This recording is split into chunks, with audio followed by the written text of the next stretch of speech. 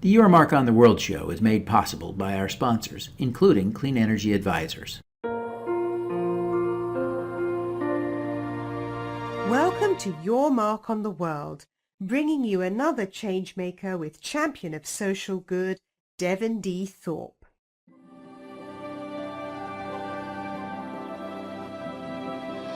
Hello, everyone, and welcome to the Your Mark on the World show. I'm your host, Devin Thorpe, and our guest today is a little bit of a departure for the show. Today we have Daphne Chen with us. She's an in-depth reporter for the Deseret News, and I'm just so excited to talk about her. She wrote one of the most brilliant articles I've ever read. She wrote what I would characterize as an obituary for a homeless man that ran to, 4,000 or 5,000 words. Anyway, it was a spectacular piece that really respected and in some ways resurrected a human being. Daphne, welcome to the show. Thank you, Devin. I'm so happy to be here. Well, to begin, I want you just to tell us a little bit about Justin Huggard, this homeless fellow that you wrote about, and how you came across this story and began to develop it.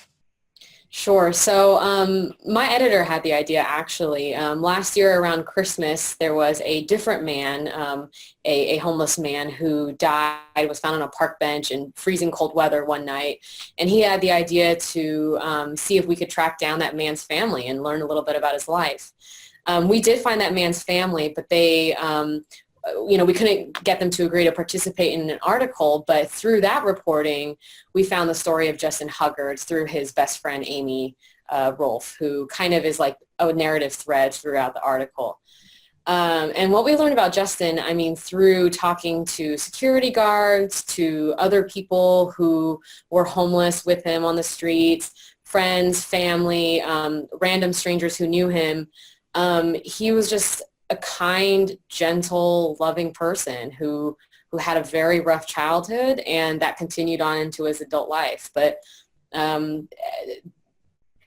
without exception, people mention just how loving and kind he was. Very polite guy. Just felt like he wasn't good enough for this world. It was so fascinating to read about the fully human existence of this relatively young man who died on the streets, that I'm sure I must have seen 100 times, if not 1,000 times, because he died 100 yards from where I live. And so it's been a painful thing for me at some level, because as I think about him being fully human, which you made me do, I have had to wrestle with my own complicity in his death. And it's, I think, just a brilliant bit of journalism. But you worked on this piece for, I guess it was nearly 5 months, from the end of December to the end of April when it was published. Tell us a little bit about the process that you went through, because you talked to a lot of people. Yeah, absolutely. First, I'd just like to say thank you for noting just the human aspect of it. That's really what we were trying to set out to do, is if we're trying to tackle the issue of homelessness, the first thing we probably need to do is see these people as individuals who have had interior lives and pasts and, hopes and dreams and feelings. So I'm glad to hear that you got that. The process took several months. Like I said, it started with Amy, his best friend, and she was basically ready to talk to us. But it did take a little bit more work to get another family member to give us the green light, his cousin. And then at that point, it was tracking down security guards who had known him. I had to do a lot of stalking people through Facebook, things like that. I kind of hit the streets. I went to places where other people who are homeless congregate, or at the Dunkin' Donuts where he used to stay, just trying to get a more sense of people on the streets and what he was like to those people. it was a lot of work because we even went beyond that. After his death, what happens? Like, what kind of wheels are set into motion? The homeless advocates who try to track him down and record his death so that people can memorialize him. We talked to those people. And we even went all the way to the indigent burial division at Salt Lake County to find out what happens to people who are homeless when they die. Someone does take care of them at the end. And I feel like that was a really important part of the story because it showed that he did get some dignity in his death, and to some extent maybe more than he was treated with in life. Yeah.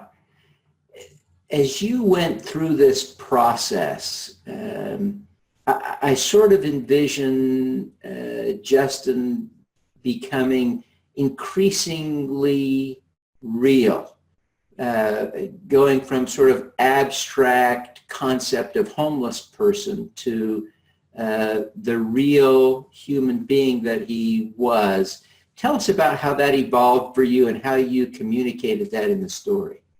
Yeah, I mean, absolutely. I mean, he started off as just this box, right? Like this gray plastic box of ashes that just doesn't really convey who he was. And all of a sudden you think about an entire life held in those ashes and in that gray plastic box. And I would say it was the little tiny details that people who knew him gave us, the fact that when he was a kid, his father or his his mother's partner would make him eat the gristle off of steaks, even though he hated it. The pictures of him as a baby, everyone was a kid once.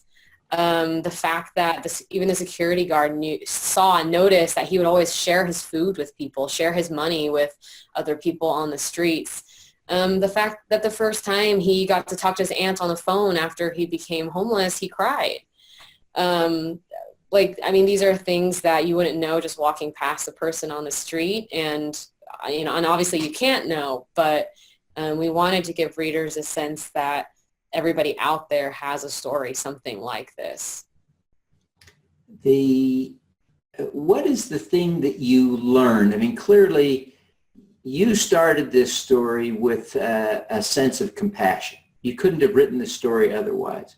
Mm-hmm. But did the story change you? Did you learn anything from doing the story that surprised you? Yeah, I mean, honestly, doing the story broke my heart. I didn't think it was going to be like that setting out, and like as reporters, we do cover a lot of very traumatic events. All of us take a rotation on the crime desk. So we hear about these horrible crimes on a, regular basis. Social justice issues we cover all the time. But there's something about really getting to know someone after the fact, after they've died, that just burrows deep within you and makes you realize that, our ultimate goal is to give a voice to the voiceless. And it's hard to get those stories. Like, you have to really search for them. They're not ready-made. There's no press releases for when Justin Huggard dies. But it just kind of made me realize that, what we do is important and we need to work really hard at it because the most important stories are the hardest ones to tell. You are responsible to produce, 5 stories a week, 3 stories a week? How many stories a week? Yeah, well, so this is the great thing is I used to be a health reporter in our newsroom, which is a daily beat. So yeah, we're doing 4 or 5 stories a week, pretty much a story a day, sometimes more. But here at the Deseret News, we just started a small in-depth and kind of investigative team. Right now, just me and one other person. And this is our goal, is to do more long-form, in-depth stories like this that really dive deep and move the needle, so to speak. And so right now, I don't have to do those daily stories, which freed me up to do the story of Justin. Without this new team, we really probably couldn't have done it.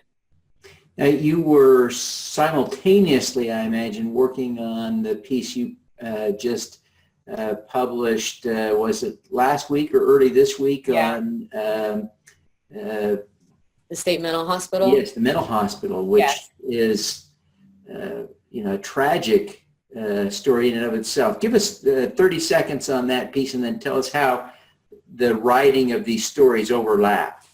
Yeah, so right. Last week we published a long investigative piece about how long it takes inmates who are mentally ill to get into the state mental hospital. Right now, about five to 6 months, and we profiled one young man who actually died while waiting, attempted suicide while in jail, and was severely mentally ill at the time. At the same time, we actually had several things in the works. The Justin Huggard story, the State Mental Hospital story, as well as the Huntsman Cancer Institute story. That was kind of a breaking news thing over several weeks. So it was a very busy month for us. To some extent, we had to juggle a lot of it, but we felt like it was time to get the Justin Huggard story out. It was 90% written and just needed a last editing push. Now that Huntsman's kind of finished, we got to turn our attention to the state mental hospital, spent a couple of weeks on that, and right now we're currently working on something related to the opioid crisis. Boy, these are meaty issues you're covering, and I'm so glad that you're covering them so thoughtfully. Thank you. As you look at the Justin story, you talk about the process. When do you start transitioning from the research to the writing, and then how does that fold into the editing process and revisions? Just give us a glimpse behind the scenes, if you would. Yeah, absolutely. Every reporter kind of has their own little process. Mine, I do spend a lot of time researching, and for me, I personally feel like I can't start writing until there's a sense of completion with that. It just gets to a point where I feel like I can see Justin now. I really, really can see him, and I can, he's a real person to me. I can hold him in my hands. So the interviewing took months and months and months. And at that point, I actually use a technique that my coworker Lois Collins uses, which is putting little bits and pieces of the story on Post-it notes on a wall, and then kind of laying it out physically to help you figure out the structure. The writing took a really long time because, as you said, I think it was about a 4,000 word story, which is very unusual for our paper, but I really felt for any newspaper. For any newspaper, yeah, you're completely right. But I really felt like that's how long Justin's story was, and that's how long it had to be, and that was his story. I'm just here to write it, Yeah. Editing process also took a while. There was a lot of back and forth with my editor at the very end. And they helped, there was a lot of restructuring. This doesn't work here. This doesn't work there. I'm the type of person that'll work right up until deadline. So however long you give me to do a story, that's how long it'll take. So still making last minute changes up till the end. But it's one of my favorite stories I've written, I think. Well, it was brilliant. It was an exceptional piece. The paper deserves credit for allowing you to do a piece like this. The investment of your time and money. I mean, you think about the expense of that piece. Yeah. Thousands and thousands of dollars of your time, went into that. And you compare that to, the 6-column-inch piece on the city and county, the county commission meeting that's, a reporter covers, and right. They do in 4 hours. Right, exactly. It's a big gamble for us. I mean, this new in-depth team, especially as a lot of newspapers are having to cut back on their in-depth coverage, our editor, Doug Wilkes, is really ramping it up because we feel like there's a hunger and an appetite out there for these kinds of stories. And that's just a gut feeling. So we don't know whether it's going to pan out, but based on the responses we got and the readership we got on that story, I think we're on the money. Yeah, I hope so. I confess I'm a big watcher of television, enjoy television a lot, and get a lot of news from there. But I recently sort of had the clarity to recognize that a typical television news story that runs for 3 minutes would have 300 to 500 words. Yeah, there's some visual that helps to tell the story, but it's 300 to 500 words. And you compare that to your 4,000 word piece, and there's just no way television news can cover the news. It doesn't really work. It just gives us a vague sense of some of the things that are happening. You have to read a newspaper to actually find out what's going on. So I just think you're doing one of the most noble and great things there is to do. Oh, wow. Thank you. I appreciate that. Daphne, you are clearly a remarkable person. Here you are, 24 years old, and I think you're going to win your first Pulitzer. And I say first very intentionally. But who do you look up to? Who do you think of as a role model? Yeah. There are a couple of journalists that I really admire. One of my favorites to read is a Washington Post reporter named Eli Saslow, who actually has won, I think, several Pulitzers at this point for his feature writing. And he's just got this style of reporting and writing where he gets you into the head of the people he's writing about. Whether it's, I mean, he's done a series of people on food stamps. He's done a series about, or he's done an article about a white nationalist who made a U-turn once he went to college. He's done stuff about the Newtown, Connecticut shooting and the mindset of the parents. But I think, as a journalist, our goal is to kind of give readers a window into the world of someone they never would have met or talked to otherwise. And he just does that amazingly. You can feel the compassion in every one of his articles. So if he's listening to this, you're my hero, Eli. Yeah, I've got a big audience, so he probably is. I'm intrigued by your work on social justice, including just the simple fact that you can articulate that phrase working at the Deseret News. I think you come from Texas. Yes. So you kind of have the red state thing going on, and yet somewhat more, I almost don't want to insult you by suggesting a liberal view of the world, but the compassion for the homeless, the issue, the concern around social justice and mental health, those are issues that oftentimes red state folks aren't as concerned about. How does that fit into your analysis, your thinking, your background? How does that all come together? Yeah, well, so, as journalists, there's different schools of thought on this, but I'm kind of in the camp of, stay relatively neutral in your public life because, you're a trusted source of unbiased news. The interesting thing about the criminal justice issues that we've covered, homelessness, mental illness and incarceration, and then coming up, opioids and substance abuse is really, I think these are nonpartisan issues. Everybody wants to solve them. And when you kind of dig deep, beyond sort of like the partisan talking points, you can find that there's a lot of room for improvement and collaboration in terms of we all can agree that Justin was a human being. We all, who a real human being. We all can agree that there's great costs to things like incarcerating the mentally ill without getting them better, or constantly putting homeless people through the cycle of the courts and drug abuse.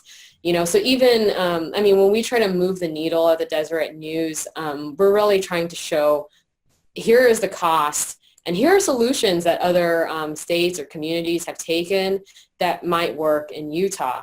And maybe this is even a way to save money and improve care for people. So in a lot of ways, maybe people will read sort of a liberal or conservative bent into these things, but really it's, I think, a nonpartisan issue and one that's really, really important for Utah and for Salt Lake City to solve.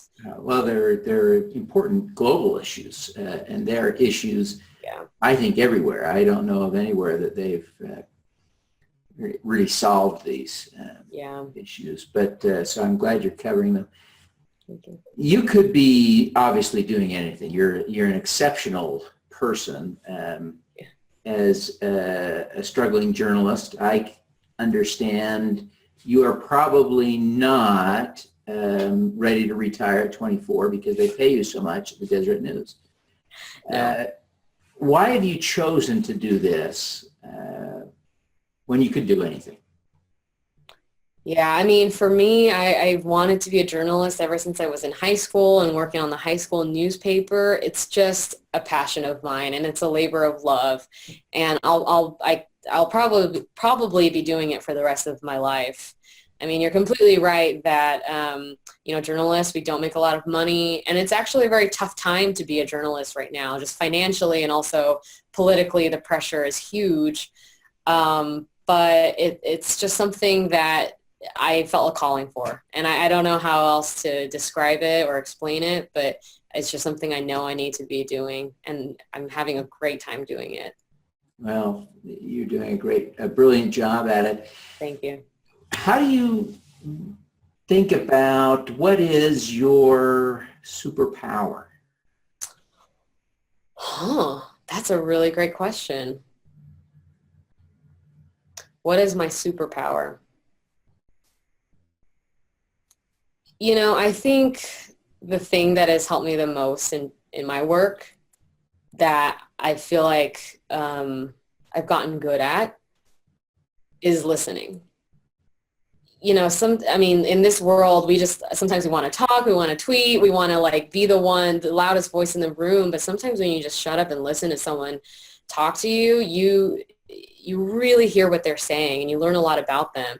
And it gives people an ability to a space, to talk about what they need to talk about. Sometimes people tell me things that they haven't told, close friends or family. And when you really listen, and when you can channel that person's thoughts and feelings into an article, you kind of create this space for people to do whatever it is, mourn, celebrate, memorialize, talk about solutions, grieve. And I really feel like something that people tell me often after is, you're a really good listener. And I love that. I love that compliment. I feel like that's the best compliment you could give me because I'm here to represent you. Well, I think you're a great listener. I really appreciate you taking the time to do this, Daphne. You're a phenomenal journalist, and I'm excited to tell people when I'm old that I knew you when, back before you won your 3 Pulitzers. Oh, man. I look forward to that. I'm excited for you, and again, I really appreciate you taking the time. Before you go, would you just take 1 minute and tell people how they can find you on the Deseret News, track your stories, and connect with you if they have ideas for you? Absolutely. You can reach me on Twitter. That's actually a really great way to reach me, which is my Twitter handle is DaphneChen_. And on the Deseret News, all you do to find my author page is search Daphne Chen on DeseretNews.com, and you will find all of my articles there. Fantastic. Well, Daphne, thank you so much for being with us today. Thank you, Devin. This was fun. Every success in your career. Thank you. Thank you. All righty. Let's do some good.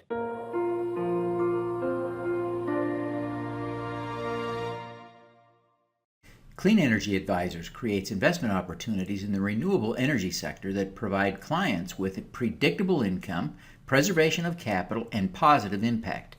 Clean Energy Advisors is committed to providing clients with investment opportunities with both market rates of return and measurable impact.